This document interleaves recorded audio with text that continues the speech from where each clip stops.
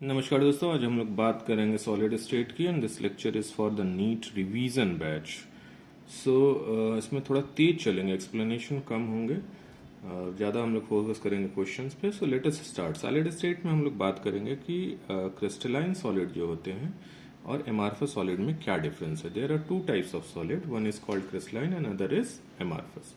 जब constituent particle एक regular arrangement में throughout the crystal arrange होते हैं, then that is called crystalline solid.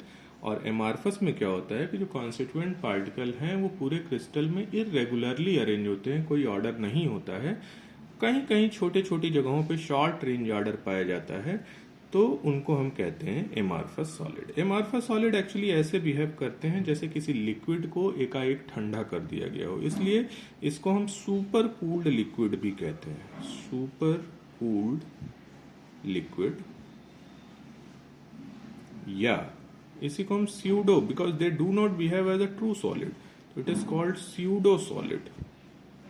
तो सुपर कूल्ड लिक्विड या स्यूडो सॉलिड है, दे आर एमार्फस सॉलिड। और क्रिस्टलाइन सॉलिड को ही हम क्या कहते हैं, ट्रू सॉलिड कहते हैं। यहां पे क्या होता है कि कॉन्स्टिट्यूएंट पार्टिकल्स का लॉन्ग रेंज ऑर्डर होता है, लॉन्ग रेंज ऑर्डर, और साथ में शॉर्ट रेंज ऑर्डर भी होता है। शॉर्ट रेंज ऑर्डर दोनों होता है, शॉर्ट रेंज में भी रेगुलर ऑर्डर होता है और लॉन्ग रेंज में भी ऑर्डर होता है। यहां पे क्या होता है कि कहीं कहीं पे शॉर्ट रेंज ऑर्डर कभी कभी पाया जाता है, लॉन्ग रेंज ऑर्डर यहां पर नहीं पाया जाता। जैसे मैं एग्जांपल डायग्राम से बता दूं, सपोज ये कॉन्स्टिट्यूएंट पार्टिकल है, ये एक रेगुलर पैटर्न में अरेंज है।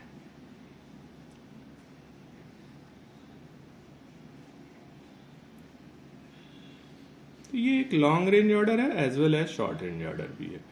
यहाँ पे क्या है कि इरेगुलर अरेंजमेंट है कॉन्स्टिट्यूएंट पार्टिकल का। नॉर्मली कोई ऑर्डर नहीं है, लेकिन हो सकता है कि कुछ जगहों पे एक शॉर्ट रेंज ऑर्डर मिल जाए। जैसे मैंने यहाँ दिखाया, सपोज ये एक शॉर्ट रेंज ऑर्डर इनको मिल गया, तो इट मे बी पॉसिबल कि थोड़ा सा शॉर्ट रेंज ऑर्डर हो, बट लॉन्ग रेंज ऑर्डर नहीं होता है। तीसरा जो बहुत इंपॉर्टेंट पॉइंट है वो है कि इनका एक शार्प मेल्टिंग पॉइंट होता है। Crystalline solids they have sharp melting point. जैसे एक क्रिस्टलाइन सॉलिड है, सपोज इसका melting point 180 degree centigrade, let us take an example. तो ये 179 तक मेल्ट नहीं करेगा, एग्जैक्टली 180 पे ये सॉलिड से सीधे लिक्विड में बदल जाएगा। यहां पे क्या होता है कि इनका कोई शॉर्ट रेंज ऑर्डर नहीं होता है एमार्फस सॉलिड का। They melt over a range of temperature, melt over a range of temperature. जैसे प्लास्टिक है, पहले सॉफ्टन होगा फिर मेल्ट करेगा। चौथा, कुछ एग्जाम्पल ले लेते हैं क्रिस्टलाइन सॉलिड के। जैसे बहुत सारे क्वार्ट्ज है क्रिस्टलाइन सॉलिड, और जितने भी आयनिक सॉलिड हैं, कोवेलेंट भी हो सकते हैं, डायमंड है, हीरा है, ग्रेफाइट है, they are crystalline solid. Ionic solid हो सकते हैं, मॉलिक्यूलर सॉलिड भी क्रिस्टलाइन हो सकते हैं, कोई भी क्रिस्टलाइन स्टेट में कन्वर्ट हो सकता है। एमार्फस के जैसे एग्जाम्पल हैं ग्लास, प्लास्टिक, रबर, एटसेट्रा। अब अगर आप देखें कि किसी भी क्रिस्टलाइन सॉलिड को हम एमार्फस में बदल सकते हैं। अगर हम एक क्रिस्टलाइन सॉलिड को बहुत तेजी से मेल्ट करा दें, या क्रिस्टलाइन सॉलिड को मेल्ट करा दें और उसको तेजी से कूल करें, तो वो इतना समय नहीं पाते हैं कॉन्स्टिट्यूएंट पार्टिकल कि वो रेगुलर अरेंजमेंट में अरेंज हों, तो वो रेगुलरली अरेंज हो जाते हैं and then they are converted into amorphous. और अगर उसी को धीरे धीरे कूल करें, देन वो एक रेगुलर पैटर्न में अरेंज होते हैं, नहीं they are converted into crystalline. यानी अगर हमको क्रिस्टलाइन को एमार्फस में बदलना है तो उसको मेल्ट करा के तेजी से कूल कर दें, एमार्फस हो जाएगा। और अगर मेल्ट करा करके धीरे एमार्फस को, अगर मान लीजिए क्रिस्टलाइन में बदलना है, उसी का उस सब्सटेंस का एमार्फस है, उसको क्रिस्टलाइन में बदलना है, तो उसको मेल्ट कराइए और उसको धीरे धीरे कूल करिए। ठीक है, तो वो क्या हो जाएगा, एमार्फस क्रिस्टलाइन में बदला जा सकता है और क्रिस्टलाइन एमार्फस में बदला जा सकता है। पांचवा पॉइंट जरा देख, ये बड़ा इंपॉर्टेंट पॉइंट है कि जो क्रिस्टलाइन सॉलिड होते हैं दे आर एनाइसोट्रोपिक, जबकि जो एमार्फस सॉलिड होते हैं they are isotropic.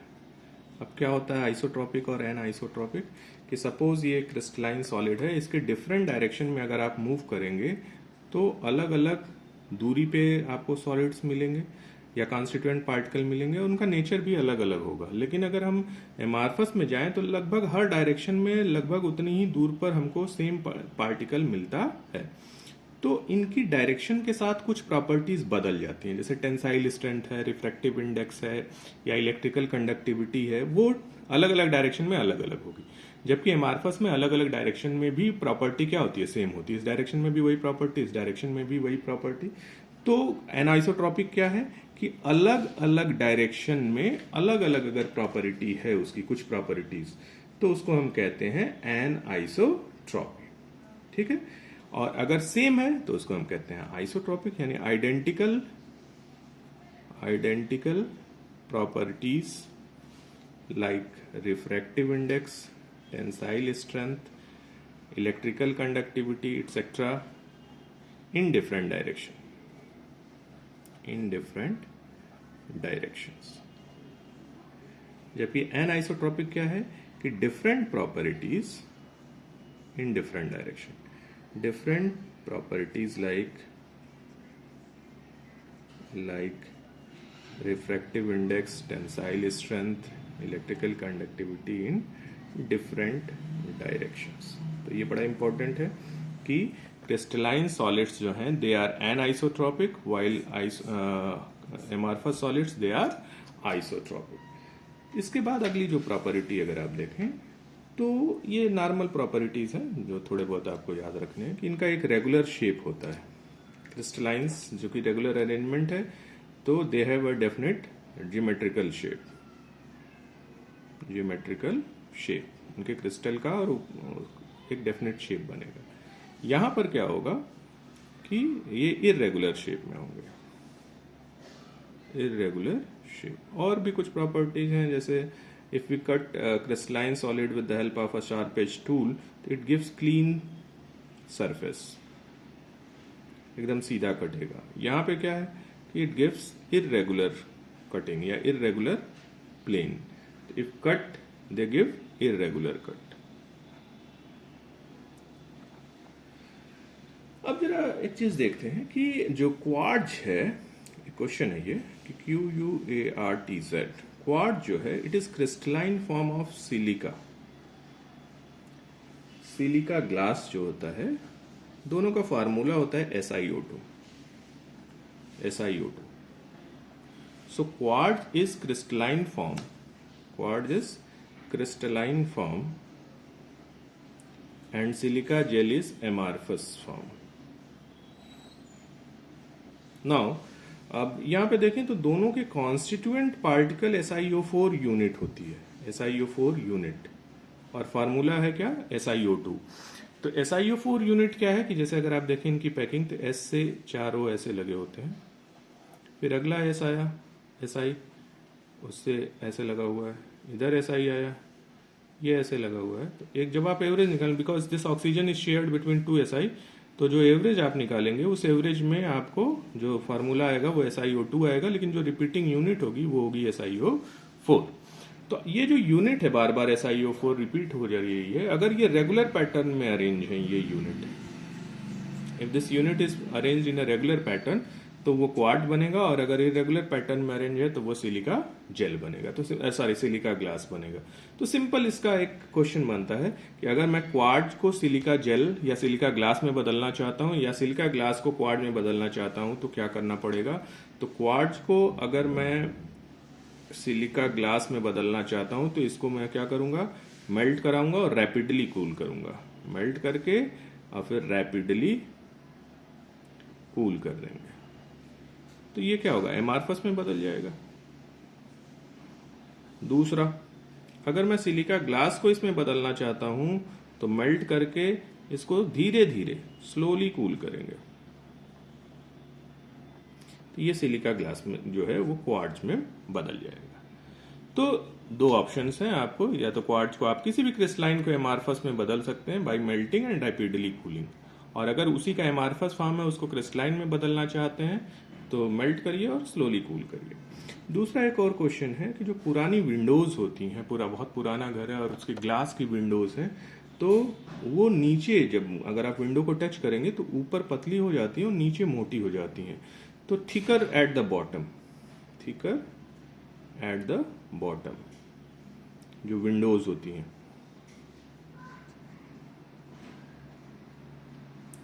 Old Windows, old window glass, ऐसा क्यों होता है? क्योंकि जो ग्लास है, ग्लास इज अमार्फस सॉलिड और ये लिक्विड की तरह बिहेव करता है, थिक लिक्विड की तरह या सुपर कूल लिक्विड की तरह बिहेव करता है। तो लेकिन बहुत सालों में ये धीरे धीरे फ्लो करके नीचे इकट्ठा होता रहे तो नीचे क्या हो जाता है? थिकर हो जाता है। तो अगर आपसे ये प्रश्न पूछा है कि क्यों थिकर हो जाता है, because they have flowing property, liquid की प्रॉपर्टी होती है और नीचे फ्लो करके जो है वो थिक हो जाता है। नेक्स्ट इज कि जो पुरानी विंडोज़ होती हैं वो धुंधली हो जाती हैं, विंडोज़ के जो ग्लासेस होते हैं वो धुंधले हो जाते हैं। ऐसा इसलिए कि ग्लास में जो है वो क्रिस्टलाइन सॉलिड तो है नहीं, एमार्फस है, इरेगुलर अरेंजमेंट है, लेकिन कहीं कहीं पर रेगुलर अरेंजमेंट है।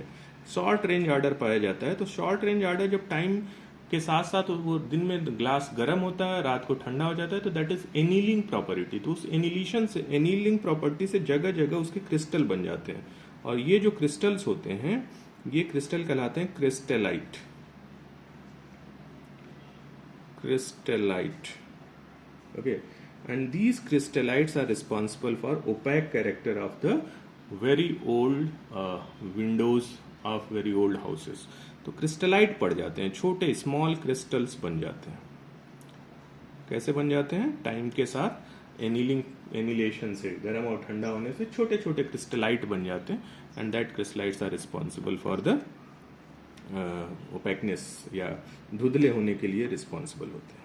अब हम बात करेंगे कि क्लासिफिकेशन क्या होता है क्रिस्टलाइन सॉलिड्स का, या different type of crystalline solids क्या होते हैं। तो क्रिस्टलाइन सॉलिड्स को क्लासिफाई किया गया है on the basis of nature of intermolecular attraction forces and the constituent particle. Constituent particle के नेचर और इंटरमॉलिक्यूलर अट्रैक्शन फोर्सेस के बेसिस पे उनकी प्रॉपर्टीज भी कुछ बदल जाती हैं और उस बेसिस पे क्लासिफिकेशन 4 पार्ट में किया गया है।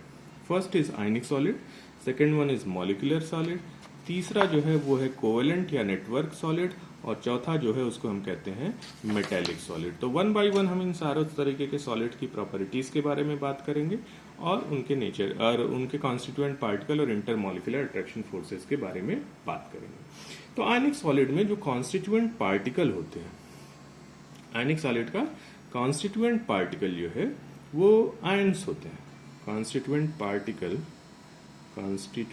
पार्टिकल क्या है इसका? आयन है, कटायन एंड एनायन। अब कटायन और एनायन से मिलके ये बना हुआ है, तो जो फोर्स होगा, जो इंटरमॉलिक्यूलर अट्रैक्शन या इंटर आयनिक अट्रैक्शन फोर्स होगा, वो क्या होगा? जो फोर्स ऑफ अट्रैक्शन है वो फोर्स है आयनिक फोर्स, आयनिक या इलेक्ट्रोस्टैटिक फोर्स है। अब इस इलेक्ट्रोस्टैटिक फोर्स होने के कारण, चूंकि ये इलेक्ट्रोस्टैटिक फोर्स बहुत स्ट्रांग फोर्स है, जैसे कुछ एग्जांपल ले लिए, जैसे NaCl है या CaCl2 है या फिर LiF है, तो ये सब बहुत स्ट्रांग फोर्सेस आयनिक फोर्स के कारण बंधे होते हैं और क्रिस्टलाइन नेचर शो करते हैं, तो इसलिए बहुत हार्ड होते हैं, हार्ड एंड ब्रिटल, यानी भंगुर होते हैं, टूट जाते हैं आसानी से। और इनकी प्रॉपर्टीज आप जानते हैं, सॉलिड में इंसुलेटर होते हैं, सॉलिड स्टेट में इंसुलेटर, लेकिन अगर मेल्ट कर दें तो लिक्विड में कंडक्टर हो जाते हैं, तो लिक्विड में कंडक्टर हो जाएंगे, कंडक्टर हो जाता है। ठीक है, इनका मेल्टिंग और बॉइलिंग पॉइंट की अगर बात करें तो इनका मेल्टिंग पॉइंट बहुत हाई होगा, बॉइलिंग पॉइंट भी हाई होगा, और ये सॉल्युबल इन पोलर सॉल्वेंट होंगे, soluble in polar solvent. Okay, अब हम दूसरे तरीके के सॉलिड की बात करेंगे जिसको हम कहते हैं मॉलिक्यूलर सॉलिड। मॉलिक्यूलर सॉलिड में क्या होता है कि मॉलिक्यूलर सॉलिड 3 तरीके के हो सकते हैं depending upon the nature of intermolecular attraction force and constituent particle. पहला जो मॉलिक्यूलर सॉलिड होता है वो होता है नॉन पोलर। नॉन पोलर में जो कॉन्स्टिट्यूएंट पार्टिकल होंगे, कॉन्स्टिट्यूएंट पार्टिकल क्या होंगे? Non polar molecule, non polar molecule, they are the constituent particle. अब नॉन पोलर मॉलिक्यूल जैसे आर्गन हो गया, हाइड्रोजन हो गया, I2 हो गया, CH4 हो गया, ठीक है, ये सब नॉन पोलर मॉलिक्यूल है। अब इनमें जो फोर्स होगा, फोर्स ऑफ अट्रैक्शन होगा, वो फोर्स ऑफ अट्रैक्शन क्या होगा? लंडन फोर्सेस होंगे, क्योंकि नॉन पोलर मॉलिक्यूल हैं तो लंडन या डिस्पर्सन फोर्स होगा, डिस्पर्सन फोर्स। आप पढ़े इसके बारे में, बहुत वीक फोर्स होता है, मोमेंटरली इसमें डाइपोल डेवलप होता है। अब लंडन या डिस्पर्सन फोर्स होगा तो इनका मेल्टिंग और बॉइलिंग पॉइंट, ज्यादातर तो मेल्टिंग और बॉइलिंग पॉइंट बहुत लो होगा, है? ये बहुत सॉफ्ट होंगे, मेल्टिंग बॉइलिंग पॉइंट लो होगा तो सॉफ्ट होंगे और इंसुलेटर होंगे, ठीक है, ज्यादातर वोलेटाइल होंगे, क्योंकि इंटरमॉलिक्यूलर अट्रैक्शन फोर्सेस क्या है? बहुत कम है। दूसरा जो होगा वो होगा पोलर। पोलर में क्या होगा कि जो मॉलिक्यूल, जो कॉन्स्टिट्यूएंट पार्टिकल होंगे, ये पोलर मॉलिक्यूल्स होंगे। Polar molecules are constituent particle. जैसे HCl हो गया, ठीक है, HCl is a polar molecule. तो HCl या जो भी पोलर होंगे उनसे मिल जो सॉलिड बनेगा, that is called polar crystalline solid. अब इसमें जो फोर्स ऑफ अट्रैक्शन होगा वो डाइपोल डाइपोल अट्रैक्शन होगा, डाइपोल डाइपोल अट्रैक्शन होगा। और भी चीजें इसमें अगर आप बात करें, इनका मेल्टिंग पॉइंट या बॉइलिंग पॉइंट जो होगा ये बहुत ज्यादा नहीं होगा, लो ही होगा, लेकिन कंपैरेटिव टू नॉन पोलर ये थोड़ा सा ज्यादा होगा, क्योंकि इंटरमॉलिक्यूलर अट्रैक्शन फोर्स ज्यादा हो गए हैं। ये इंसुलेटर ही रहते हैं, क्योंकि आयन में कन्वर्ट नहीं होते। अगर आयनिक पार्ट में कन्वर्ट होंगे, अगर एक्वस कंडीशन में, तो ये क्या कर सकते हैं? कंडक्टर हो सकते हैं। तो ये भी मेल्टिंग बॉइलिंग पॉइंट लो होगा, सॉफ्ट होंगे, है ना। तीसरा जो है वो है hydrogen bonded, hydrogen bonded solid. Hydrogen bonded solid की अगर हम बात करें तो हाइड्रोजन बॉन्ड जहां पर होगा वहीं पर ये होंगे, तो यानी इनके जो कॉन्स्टिट्यूएंट पार्टिकल होंगे, जो इनके पार्टिकल होंगे वो पोलर होंगे विथ हाइड्रोजन बॉन्ड। तो molecule containing hydrogen with nitrogen phosphorus, sorry nitrogen fluorine and oxygen, ये कंटेनिंग पोलर मॉलिक्यूल, ठीक है, पोलर मॉलिक्यूल जो which can form hydrogen bond, which can form hydrogen bond, ठीक है। पोलर तो सही कहना नहीं है, which can form hydrogen bond. Polar के लिए कंडीशन ये है कि फ्लोरीन, ऑक्सीजन और नाइट्रोजन ही हाइड्रोजन बॉन्ड बना सकते हैं। तो जिसमें नाइट्रोजन, फ्लोरीन और ऑक्सीजन से हाइड्रोजन जुड़ा और हाइड्रोजन बॉन्ड वो बना सकते हैं, वो मॉलिक्यूल होंगे। अब इसमें जो इंटरमॉलिक्यूलर अट्रैक्शन फोर्स होगा वो क्या होगा? वो हाइड्रोजन बॉन्ड होगा। Hydrogen bond is stronger bond than polar bond, normal dipole dipole attraction से होगा, तो हाइड्रोजन बॉन्ड होगा। अब हाइड्रोजन बॉन्ड होगा तो इसका मेल्टिंग और बॉइलिंग पॉइंट जो होगा ये लो ही होगा, क्योंकि इसमें बहुत कम होगा, इसमें थोड़ा ज्यादा होगा। इसमें भी मेल्टिंग और बॉइलिंग पॉइंट जो होगा ये लो होगा, बट थोड़ा सा ज्यादा होगा नॉन पोलर और पोलर से। और ये भी इंसुलेटर होंगे, सॉफ्ट होंगे, insulator and short, but slightly harder than non-polar and polar. इनके एग्जाम्पल आप जान सकते हैं, जैसे एग्जाम्पल में वाटर है, HF है, अमोनिया है, so they are very famous example of hydrogen bonded crystalline solid. तो ये तीन तरीके के मॉलिक्यूलर सॉलिड होंगे। अब हम बात करेंगे कोवेलेंट या नेटवर्क सॉलिड की। कोवेलेंट और नेटवर्क सॉलिड की क्या स्थिति होती है, जरा देखिए कि जो कोवेलेंट सॉलिड होते हैं या नेटवर्क सॉलिड होते हैं, इनमें जो कॉन्स्टिट्यूएंट पार्टिकल होगा, that constituent particle is atom. Atom के बीच में बॉन्ड बना रहता है। तो एटम के बीच में यहाँ पर जो बॉन्ड बनता है या जो फोर्स ऑफ अट्रैक्शन है वो क्या है? वो है covalent bond, covalent bond. Okay, तो the force of attraction is covalent bond. जैसे कार्बन डायमंड में कार्बन टेट्राहेड्रली बहुत सारे कार्बन से जुड़ा होता है, और यहाँ पे जो अट्रैक्शन है वो क्या है, कोवेलेंट बॉन्ड है। तो इसलिए चूंकि ये फोर्स ऑफ अट्रैक्शन काफी स्ट्रॉन्गर है और ये नेटवर्क बना लेते हैं, नेटवर्क दूसरे से जुड़े हुए हैं, तो that's why they are called network solid.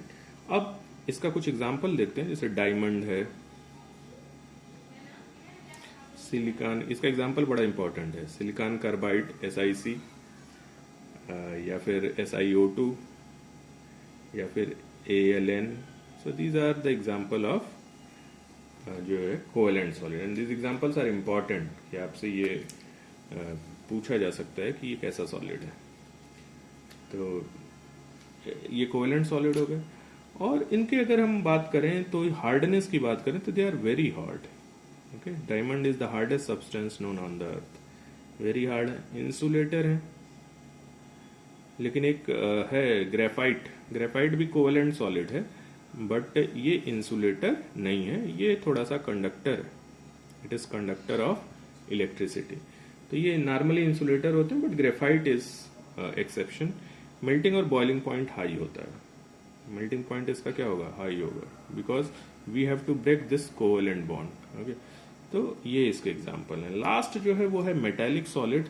Metallic solid, इसके एग्जाम्पल थोड़ा ध्यान रखेंगे। मेटेलिक सॉलिड में क्या है, यहाँ पर जो मेटेलिक बॉन्ड बनेगा सारे मेटल्स होंगे, जो कॉन्स्टिट्यूएंट पार्टिकल होगा वो क्या होगा, कर्नल होगा। मेटल का जो पॉजिटिव आयन होता है उसको हम कहते हैं कर्नल। तो kernel and electron. Okay, so what is kernel, kernel is positive ion of metal.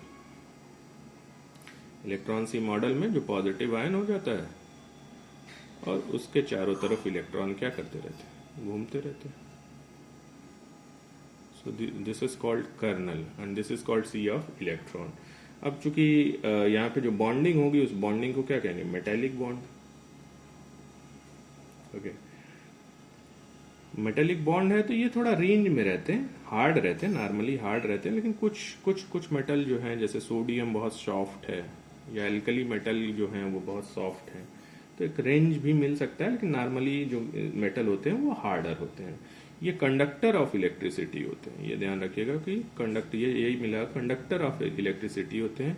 Melting point इनका हाई होता है, फेयरली हाई, जैसे कुछ के कम होते हैं एल्कली मेटल्स के या एल्कलाइन, जैसे सोडियम बहुत सॉफ्ट है तो इसका मेल्टिंग पॉइंट क्या है, बहुत कम है। मैलिएबल होंगे